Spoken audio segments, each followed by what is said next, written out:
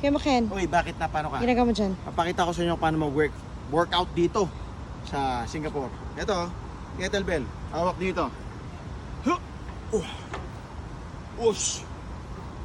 Ush! Okay ah. Pwede din ito mas mabigat. Pwede rin side. Yeah. Ano pa? Oh. Pwede rin ganito. Hawakan mo yan dito. Pwedeng triceps yan. Hawak ka dito. Oh. Yeah. Accurate pa yan. So papayat ka dito kapag nag-workout ka.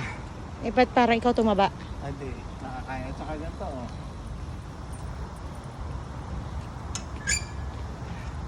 Ito magandang workout to. Oh.